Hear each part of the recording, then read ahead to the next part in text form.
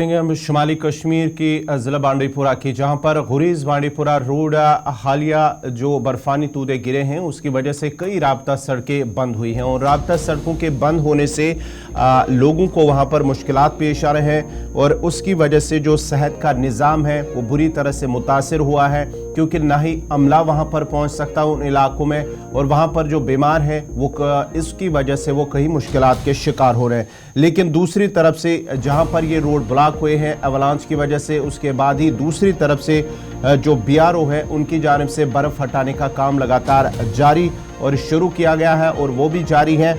लेकिन कहीं ना कहीं जो लोग हैं उन इलाकों के गुरेज बांडीपुरा रोड पर जितने भी इलाके आते हैं, गाँव आते हैं, उनके लोग इस बुरी तरह सेहत का जो निज़ाम है वो मुतासर हुआ है, उसकी वजह से लोग मुश्किलात के शिकार हैं। उसके साथ साथ ही फिर इंतज़ामिया की जानिब से जो दरमानदा मुसाफिर थे, करीब 120 दरमानदा लोग थे, उन्हें एयरलिफ्ट किया गया और अपनी मंजिल तक उन्हें पहुंचाया गया है। और उसके साथ साथ ही लोगों को अभी भी जो बर्फानी तूदे वाले गिरने वाले इलाके हैं वहां पर एहतियात बरतने की अपील की गई है। तफसीलात के लिए सीधा चलते हैं बांडीपुरा अपने नुमाइंदे ज़हूर अहमद के पास। ज़हूर, ज़रा अपडेट कीजिएगा, क्या कुछ तफसीलात हैं?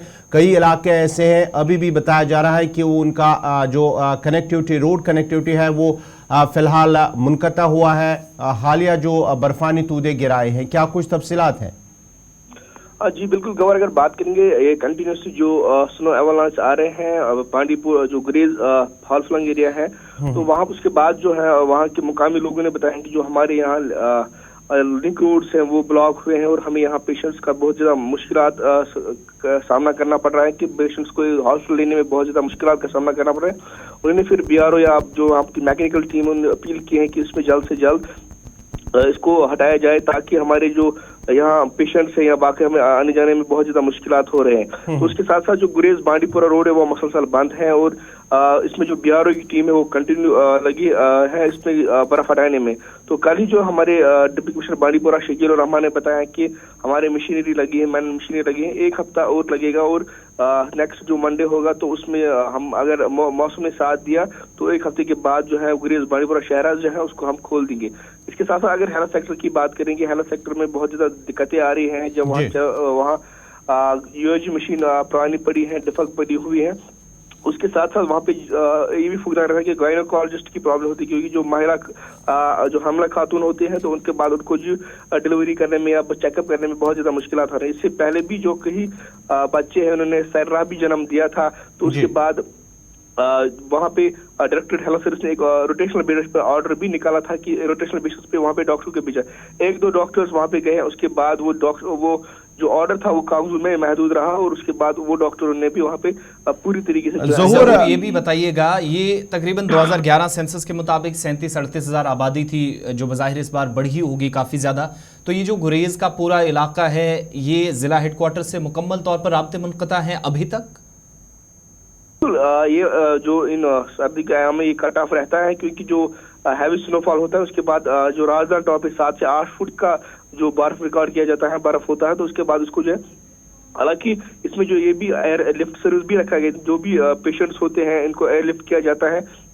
लेकिन वहाँ पे एक अच्छा हेल्थ सेंटर भी है, जो कुमरी हेल्थ सेंटर जो दावर है, जो सब डिविजन लेवल पे जो एक अच्छा सेंटर भी है, अगर उसको अच्छी तरीके से फंक्शनल किया जाता तो उनको तो सर्दियों में जिस हेल्थ सेंटर का आप बता रहे हैं, क्योंकि हमारी जानकारी है कुछ स्पेशलिस्ट डॉक्टर्स हैं, काफ़ी ज़्यादा कमी है, कोई स्पेशल अरेंजमेंट्स नहीं होते हैं या किसी की आर्जी तौर पर तैनाती सरमा के दौरान इस इलाके में?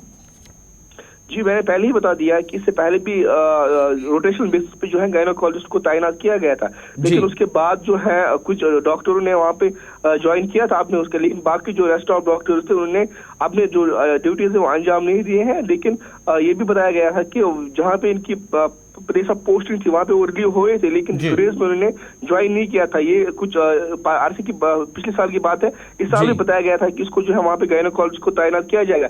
लेकिन जो ऑर्डर्स रहे हैं वो कागजों में महदूद रहे और वो इम्प्लीमेंट नहीं हुए हैं। और उसके कई बार वहाँ बताया जा रहा है कि यहाँ पे गायनेकोलॉजिस्ट को तैनात रोटेशनल बेसिस पे या इनको राउंड द क्लॉक यहाँ पे डॉक्टर को बैठा दिया जाए। लेकिन हालांकि एश्योरेंस तो एडमिनिस्ट्रेशन से मिलती है, लेकिन वो एश्योरेंस होती है, लेकिन उसके बाद इसको इम्प्लीमेंट करने में बहुत ज्यादा दिक्कतें आ रही है और इम्प्लीमेंट नहीं हो रही है ग्राउंड लेवल पे। मुश्किलात अवाम को है। ज़हूर बहुत बहुत शुक्रिया, तफसीलात फराहम कर रहे थे। बांडीपुरा से बता रहे थे कि इस वक्त की सूरत हाल क्या है। कुल मिलाकर पूरी आबादी को शदीद मुश्किलात का सामना है और दूसरी जानिब BRO हुकाम हो या कंसर्न अथॉरिटीज़ वो इस वक्त सड़क की मुकम्मल बहाली के लिए काम में लगी हुई हैं। लेकिन चूंकि अभी एक और वेट स्पेल है, जैसे हम पहले दिन से कह रहे हैं कि 21, 22, 23 और 24 तारीख को बीच में फिर से हल्की बर्फबारी का इम्कान है।